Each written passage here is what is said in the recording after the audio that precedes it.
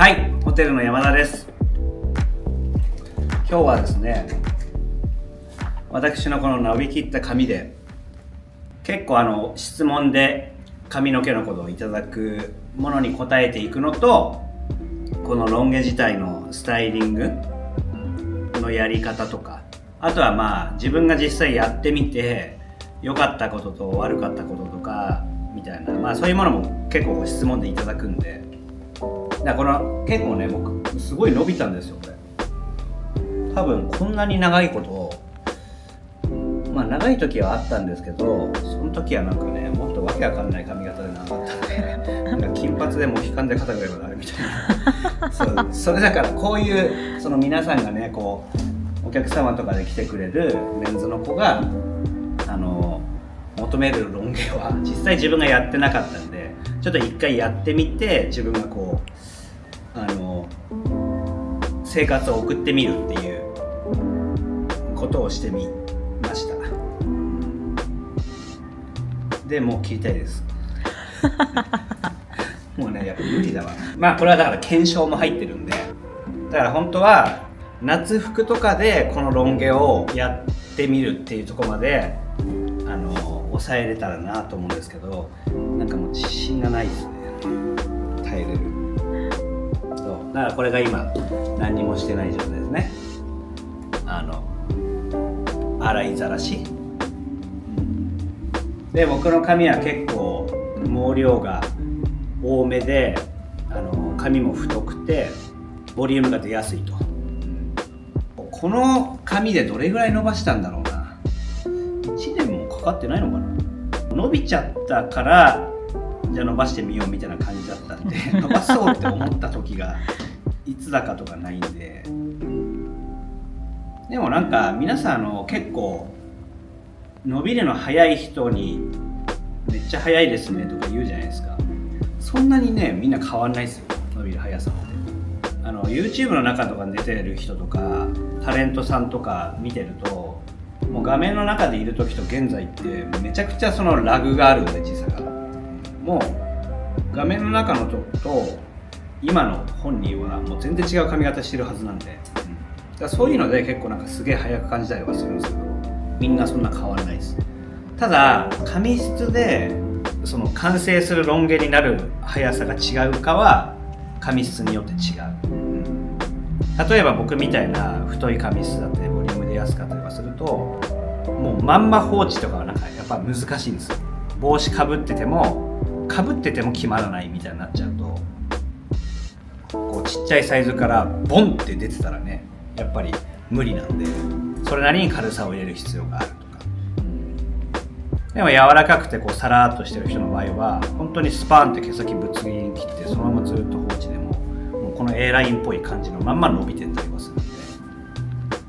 で、そうだからすげえ浮きやすい人ほど髪が硬くてほどちょっと時間がかかるかも。僕のお客さんでもその本当にベリーショートみたいな、この上からスパイキーショートみたいなああいうショートからロン毛に伸ばすってなると、ここは短いじゃないですか。それに対してこの横とか襟足っていうのもここにあるから、こいつらが長くなってって肩についたとしても、このてっぺんってまだここあったりするんですよ。そうするとなんかもう凄まじいウルフカットみたいにしかなんないんで、こいつがここに来るまでっていう長さになるんです。だからここがここに着くまでどれぐらいかかるかなっていうふうに思わないで、すげえ上が短い人はここが表面が伸びてくるまでって考えないといけないっていうのがやっぱ大変なところかな。その間のカットとかはしない方がいいのかした方がいいですかみたいな。もちろんその途中もかっこよくいるためにはやっぱした方がいいと思います。ただやっぱその最終的なそのロン毛をこういうロン毛にするっていうのを例えば担当の美容師さんに伝えて、その最終的なロン毛を作る美容師さんが途中の軽さを入れるとかもやった方がいいと思いますね。どうしてもね、その予約取れなかったりとか予定合わなくてとかでこう軽くだけちょっとしてもらったんですけどっていう感じで、ちょっとその僕のお客さんとかでここは欲しいところだったんだよなっていうところが切られちゃったりとかしてると、また詰めて毛先の重さを出してからになるんで、そうするとこうやり直しみたいなことになっちゃったりとかするので、できればそういう方がいいかなとは思いますね。やっぱり帽子は使いこなした方がいいとは思うかな。もう蓋をしちゃうっていうのは、僕もだからね、この状態の下ろした状態でいることっていうのはないんですよ。まず仕事もこれでうざすぎるし、もうちょっと俺こういう風になってくるだけでも引きちぎりたくなったりもするんですよね。だからこの状態、下ろした状態でセットするってことをやったことがないので、ちょっと今日初めてやってみますね。今何もついてないんですよね。何もついてない。ただ乾かした状態のぐらいで、カットもちょっとそんな最近入れてないから重い、パーマも最近じゃないです。パーマも最近じゃない。でもパーマはこれ入ってます。これで、僕は直毛なんで、これパーマ入ってなかったらもうなんかね、こんな感じになってると結構キモいと思う。こうリバースが入ってるようなこうパーマが入ってるから、ちょっとこう外に行く感じになってるけど、これがあるおかげでここのボリュームとか気にならないとか、そういうのもあるんで、やっぱりパーマはちょっと必須かなと思って。じゃあまずは普段何をするにもこのやっぱりバーム、うちは N ドットね、この N ドットのバームに N ドットのこれがこのオイルじゃない場合もありますね。なんかオイル混ぜて、バームだけだとちょっと少しこうワックスっぽい固形感が強いんで、オイルとかつけてちょっととろみをつけると、少しスタイリング力がある伸びのいいオイルみたいな感じになるんで、髪が長い場合はやっぱ固形すぎると全体につけるの結構大変なんで、その分バームいっぱいつけちゃうとベタベタになっちゃうから、こうやってつけて、もうね、こうやって下向いて、こうやってこのね、襟足のここにしっかりついてることが、なんていうの、ここが乾いてて密度がギュッて見えないコツだと思う。これはね、やってみてください。ここがしっかりセットされてると、この前から見た時もここがちょっとウェットになってる方がメリハリがつくように見えるんで。でもなんかね、ここら辺とかはいっぱいスタイリング剤ついてたら気持ち悪いところでもあるかもしれないから、だからやっぱバームとかオイルがいいんじゃないかな。これってだからもう肌とかにつけてもいいやつなんだから、つけてもいいだよね。リップクリームとかになるやつだもんね。違う。なる。でもハンドクリームじゃないか。使ってる人はそんなにいないと思うけど、つけても全然いいぐらい。それでも全然大丈夫なんです。食べてもいいんでしょ。いや食べちゃダメ。食べてダメ。これバームとオイルだけ。こういう風にしてなんか僕はこうやって結ぶとか、そのキャップかぶるとかしてる感じかな。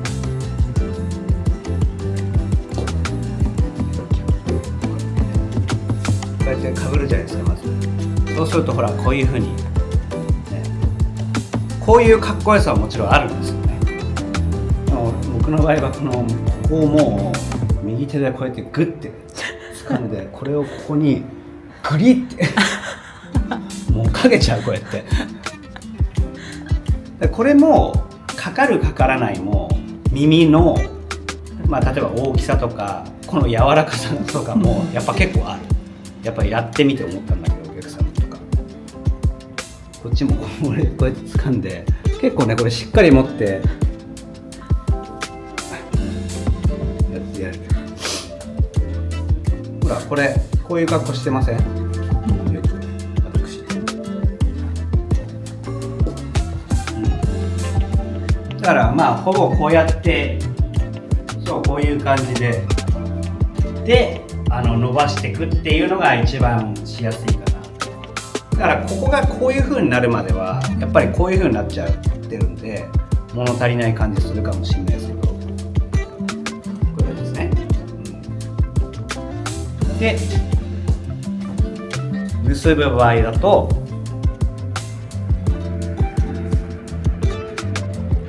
うやってやってるのにこうやってピシッ、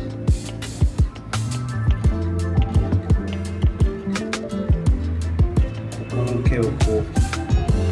このもみあげの毛をこの親指で持ってピシッで、まあこうやって結ぶって感じ。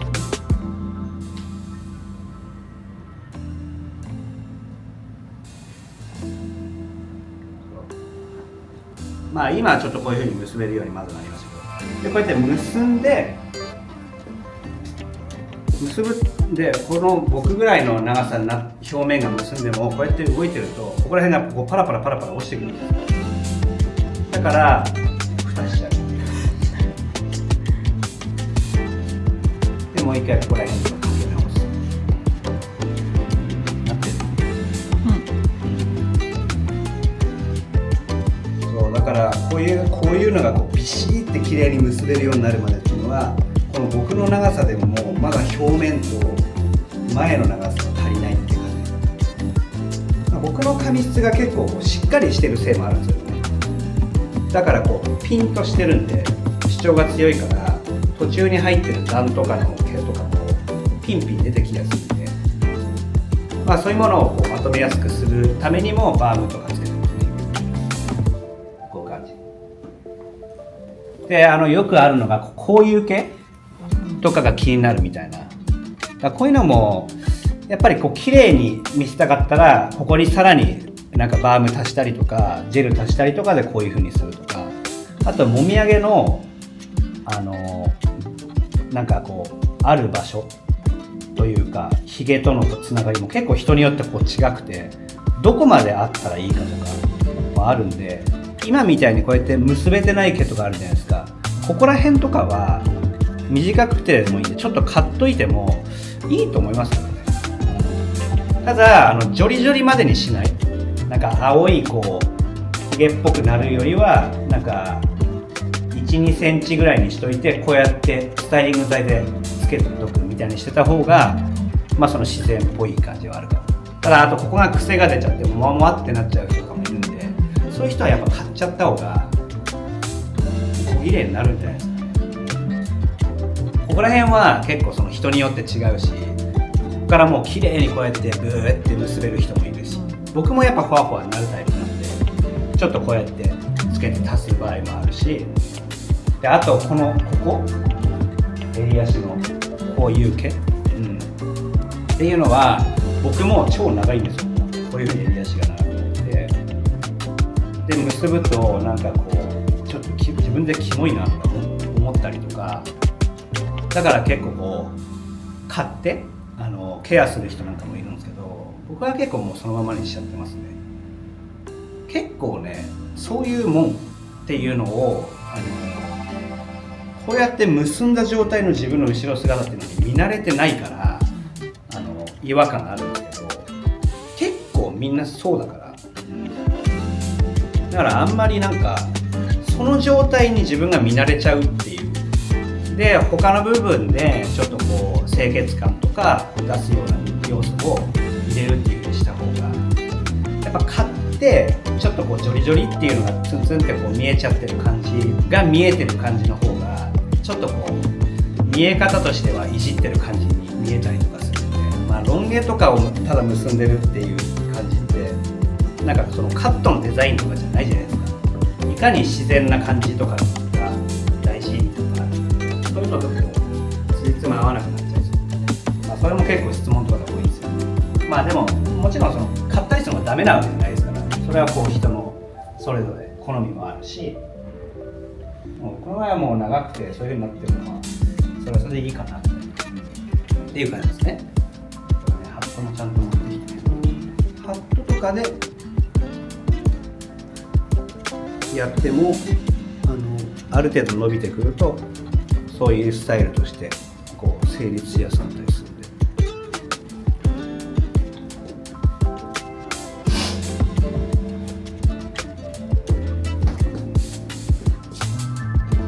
だからこれをじゃあ下ろしてる状態でしっかり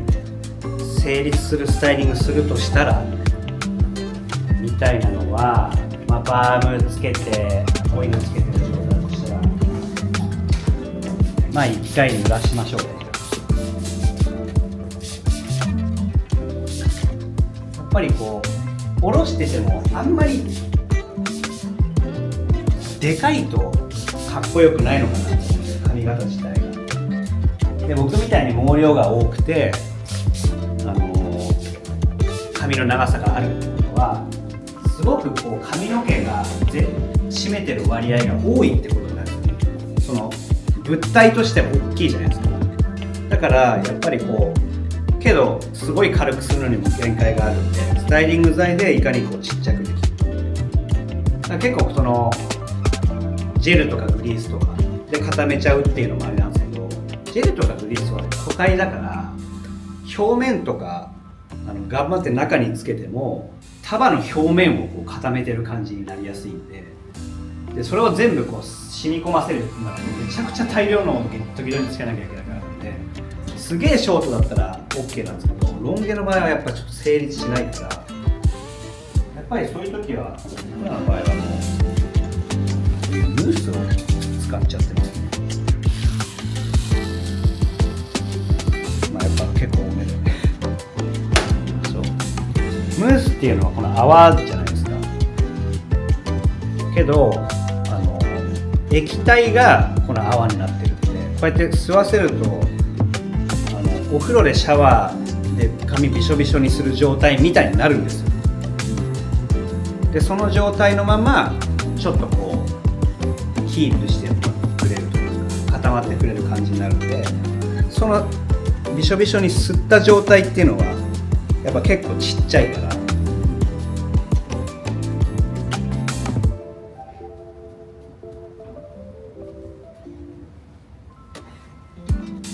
でまあ本当にびっちゃびちゃにするっていうよりはなんかムラムラについてる感じとかぐらいの方が、濡れてるところとドライなところが混ざってるぐらいでいいんじゃないかな。ちょっとこうちっちゃくなった感じのね、ここがなくなって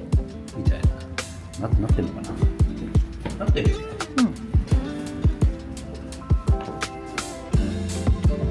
そうでこのムースもよく質問でもらうのが、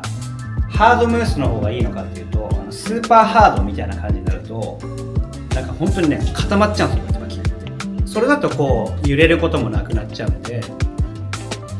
逆にすごいこうライトなムースとかだと、こういうトリエの柔めのだと今度セット力がほぼなくてドライすぎちゃって意味がないってなるんで、程よくその中間よりちょっとハードめの方なんじゃないかな。うちではこのなんかね、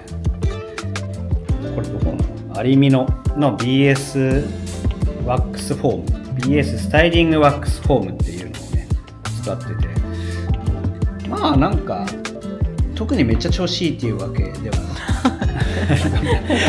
こらこらないかもしれない。俺がそんなにつけてないから、ね、けどまあうちはねこうお客様をいろんな髪質の人をこうやるから、これがなんか最終的に残ってるかな、うちでは、選ばれてるというか選ばれしうちは結構これいいかな。髪質いや違う、これはすごいいい、これがおすすめですそういうふうにやっぱ言い切ってあげた方がいいんで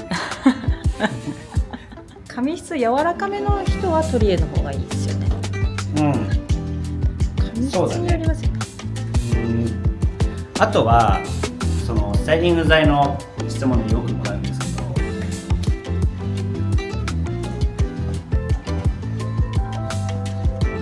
スタイリング剤の質問でよくもらうんですけど武装先生みたいなどのスタイリング剤がいいかみたいなよりは、うちのカットが入ってるからこのスタイリング剤をにしてるっていうのがイコールになってお客さんに説明してるんで、なんかこう質問いただいた方にそのスタイリング剤だけを紹介すれば、うちので作った YouTube とかでカットした質感になるっていうのとはまた違うんですよ、でやっぱりね、最近のスタイリング剤はもうそれなりにみんな優秀です。なのでそんなに俺違いないと思う。ぶっちゃけ香りとかの好みとか、あとは強さとか、あとはまあ値段とかかな。高い方がいいですよ。高ければ高い方がいいんです。もう本当それはそうだから。そう。まあもちろんこのクルグリスみたいなね、お手軽でなんかいろんなこうパフォーマンス優秀な、そういうような優秀とかはあると思うんですけど、なんか特化してこのスタイリング剤がめっちゃすごいいいみたいなのがあったら、みんなそれ使ってるわけだから。あとやっぱ好みもあるじゃないですか。なんかそのベタベタするのが嫌っていう人もいるし、もうバキって固まってなきゃ嫌っていう人もいるし、なのでまあ僕らはお客さんにはこのカット入ってればどのスタイリング剤使ってもそれなりにいい感じになりますっていう売り方をしてるっていうぐらい、そのカットに重きを置いてるから、なんかスタイリング剤はね、そんなにこれじゃなきゃダメっていうのが本当にないんですよね、だからこの髪型、これカッターになったから結構いろんなスタイリング剤使って自分の好きなのを探してみてっていう感じ、それがやっぱり本当のアンサー、ここで言っといた方がいいかな。この状態だったらいけるかも。時間の問題だなそうあと1日経つと崩れるんですけどっていう質問も届いてます。スタイリングは1日持たないと思った方がいいです。なんか僕らが上げてる、例えばこうストーリーの作品とか撮影って今スタイリングしたばっかの時に撮ってるじゃないですか。もちろんそれなりに持つようにっていうのはチャンスですけど、やっぱその一番かっこいいなって自分が思える状態がその夜まで続いてるってことはやっぱないので、なんか持たせたいならやっぱその途中でもう一回スタイリングし直すっていうのが本当に一番いいと思う。それぐらいそのいい感じになったっていうスタイリングを持つっていう感じではいない方がいいと思うんです。そういうものをこう模索するからこそ、そういう優秀なスタイリング剤ないんですかっていうことなんですけど、わかんない、あるのかもしれないですけど、僕が知る限りは、ちゃんとセットをもう一回するっていう感じでした方が多分いいんじゃないかな。あとはなんかこういうセットしてよりなんかセットしてる感がこう伝わりやすいっていう時にはジェルとかグリスなんか、そうだ、これおすすめですよ。イソップのジェル、これめっちゃ香りもいいし、イソップの香りがするで、こういうものをまあロン毛でね揉み込むってなるとベタベタしちゃうから、僕らの場合はこうそれこそさっき言ったちょっとこうパサついて欲しくないところの生え際とかにこうやってつけちゃう。こういうのもちょっとこれだけでも気持ち悪いからね、僕はやんないと思うんですけど、これやっておくとこの生え際からのスタートがビシッてこうパヤパヤした遅れ毛とかもここら辺だけバキッてくっつけとけるので、根元からウエットになってるともうそういうスタイリングなんだなっていうのが伝わりやすいから、で余ったらまあちょっと水気とかそうすればここら辺とかはちゃんとこうキープされて固まってるけど、こっちはちょっと揺れてくれるみたいなものになって、ただねこのジェル4000円ですはい無理そうでもすごくいい。ちょっとお客さんにつけてあげた子も買ったって言ってた子いた。あとすごく流しやすいみたいな、お湯で結構流れるみたいな。まあだからやっぱり高いものはいいっすよそうそうそう、なんか良さそうだなと思ったのは僕はもう使ってみるようにしてるんですけど、まあでもこういう感じだったらいいかもね。こういう風にいるんだったら。どうですか？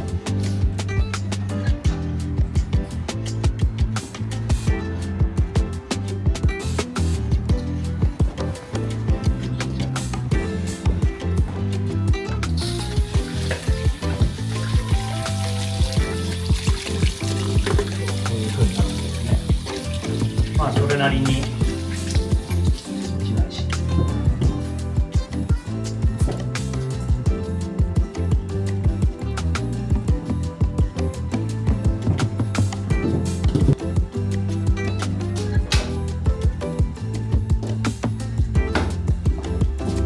そうね。だからこういう風にこうなってくるのとかは、まあ確かに良さとしては僕もカットでみんなに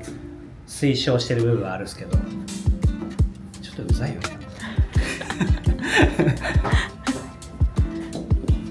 でもそういう風になってるのがこうかっこいい部分でもあったりするから、なんかこうかっこつけたいシチュエーションがある場合はいいんじゃないかな。こうやってこう垂れてくるこういう風に。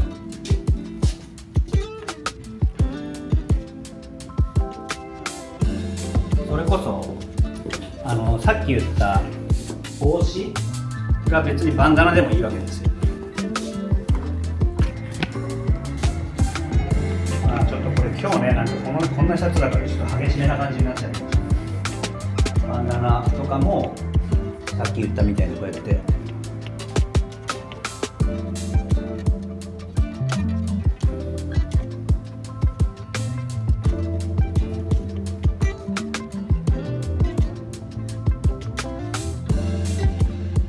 バンダナ結ぶとき間違えて心に自分の毛を結んでしまいそうなはい、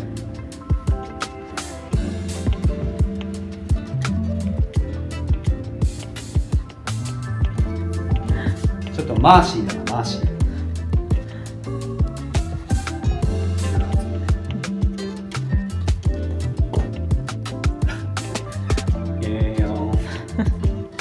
結構そのハードにセットしちゃってある状態の方がやっぱ格好はつくと思うんですね。こういうところが濡れてる方がなんかいいっていうのもあるから、こ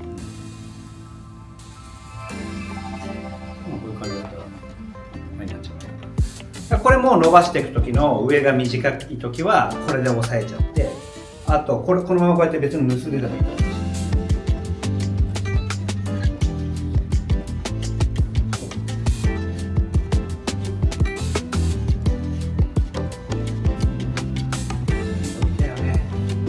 バンダナはでもだから僕も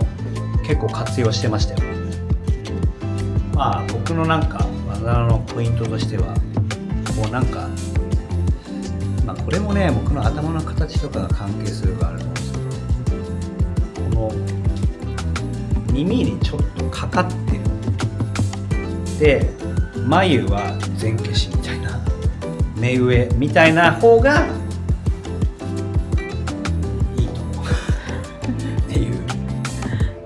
わかる、うん、こうやってなんかこうなってるとなんか、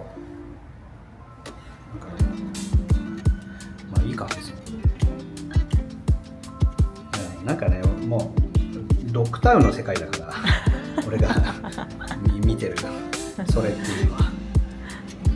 J. アダムス感はやっぱこういう方がいいんじゃないかなみたいな。やっぱり僕らが仕事をするからなんでしょうね。こういう方が楽なのは集中してもうやらなきゃいけないのにパラなんて落ちてきたら殺気ですよ。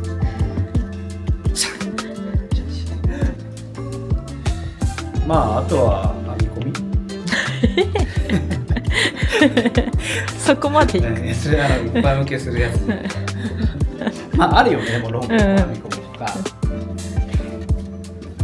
うやって今なんかは特にそうですけど半袖の季節になってきてからの方が髪が長いのは映えると思う。軽装な感じになってきてからの方が映える。やっぱりアウターとかってこう襟がここら辺がモコモコしたりとかするんで、それにロン毛だとね合わないんですよ。だから T シャツとかだとこう下ろしやすかったりとか、結んでたりとかする時のこの首の抜けとかもこういう風に出てくるようになるから、やっぱり、まあ日焼けちょっとしてきたりとかでロン毛とかの相方はいいんじゃないですかね。そう、あとはその身長がなんか170センチに対してロン毛なんですけど似合いますかね。まあこれも僕も髪型自体はそのやっぱりこの立ち姿自体に似合わせてるのもあるので、背が小さいくて例えば髪の量も多くてで長いってなると、やっぱその身長に対してその髪型が占める部分の割合が多くなりすぎるとバランス悪いかも。だから背が小さくても華奢で頭も顔もちっちゃかったりとかすると、なんかその180センチの人を縮小したみたいなサイズ感の人だと全然いける。けどやっぱなかなかそうはいかなかったりするんですよね。そういうタレントさんとかモデルさんとかだと結構その背とかがなくても本当にこうサイズ感がそのままちっちゃくなったみたいな人がいるんですよ。そういう風になってるとこう別にロン毛でもあったりするんですけど、なかなか難しかったりはするんで、やっぱ肩ぐらいとかまでだと思うんですよ。ロン毛が一番その生えるっていうと、やっぱここより下ってそんな特にいいことないっぽい。もうだって肩ぐらいで十分ロン毛じゃないですか。でこっからあとは不便さとかが増してってちょっと何者か感は強めになっていくって感じ。そう。まあ職質される回数がちょっと増えてくるそのロン毛でも本当そんな感じ、ノリ的には。ここら辺で前髪もちょっとこうあってみたいにしてると、その要はちょっとアーバンなロン毛というか、なんかそのおしゃれロン毛っぽい感じにはその見られやすくて、女子受けもまだ良かったりするのかな。でもやっぱりこうワンレンっぽくなってきてのこうロン毛になってくると、その分かってくれる人がなかなか難しかったりするので、やっぱりあくまでお客さんはそのいいかっこいい髪型になりたいと思ってきてるから、そうじゃない方、要はそのお客さんの周りにいる人たち、別におしゃれな人でもおしゃれじゃない人が見ても、あ、いい髪型だなとか、あ、それはもう狙ってそういう髪型にしてるんだなっていうのが伝わるように切ってたりするので、もちろん背が高くてとか首が長い方がここの割合があるから、この毛の部分がねこう見えてすごくバランスがいいとか似合うとか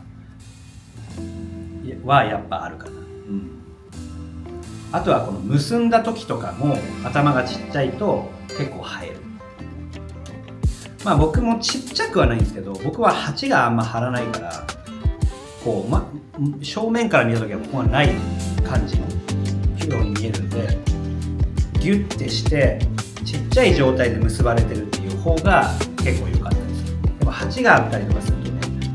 結んだ時に結構頭の形がむき出しになったりはするんで、どこら辺で結ぶかとかも結構違ってきたりとかするから。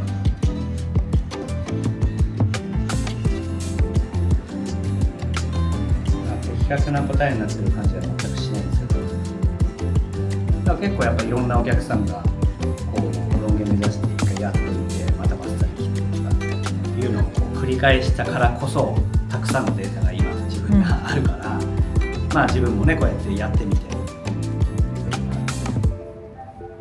ロン毛と単発はやっぱロン毛にするとめんどくさいですか？大変？いやでも雰囲気とかは出しやすいっていうのがある。おしゃれな感じとかには手っ取り早くなる、髪が長いっていうし。単発の場合はなんかもうスタイリング剤ついてないときってなんかもう芋みたいな感じになるじゃないですか。なんかその成立しないみたいな感じになっちゃうんで、ただのイガグリみたいな感じになっちゃうから。だからつけてない状態の寝起きでガーってあっても、なんかそれなりにこう雰囲気があるように見えるとかはあるかもしれないですね。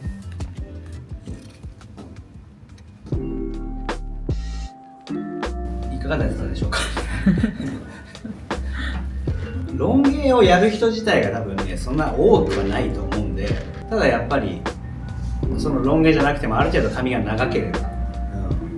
使えるようなことはあると思う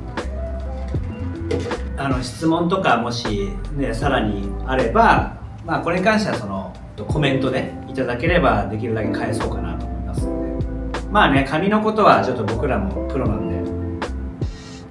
しっかり返せる部分もあると思いますので、ですかね。まああとはまたちょっとね髪今度短くして、久々に金髪にしてとか金髪坊主にしてとかなんかガラッと変えてみようかなと思って、まあそういう風にしたらまたねこうセットのやり方とかそのファッションとの合い方とかそういうのもこうやれたらいいなと思って、ロン毛が似合ってる似合ってないとかはね、まあ、僕ももう似合ってるかなって分からないでやってますから、キリストみたいな自分がなってるなっていうふうに思う時もあるし、そうでもこういう雰囲気っていう髪型って結構すごくどうなんだろう、最近特に多いような気がするんですね。まあそのいなたい感じっていうのかな、90年代とか2000年代のスタイル、似合ってる似合ってないっていうのはなんかその自分がそういう風な髪型にしてライフスタイルとかその髪型に合う格好とか、ね、こうファッションとかをしていくことによって似合っていくみたいなものな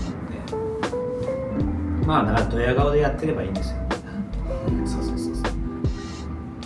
まあだからそのさっき言ったようなその全身のバランスに合うフィット感とかそのサイズ感とかそういうもの、あと質感とかそういうものがやっぱ大事になると思うんで、まあやっぱりそのカットが大事になるっていうのはそうなんですよね。まあそのセミナーとかでもよく言うんですけど、という感じでしょうかね。どうやって終わればいいんだっけという感じでじゃあ終わりたいと思います。それでは。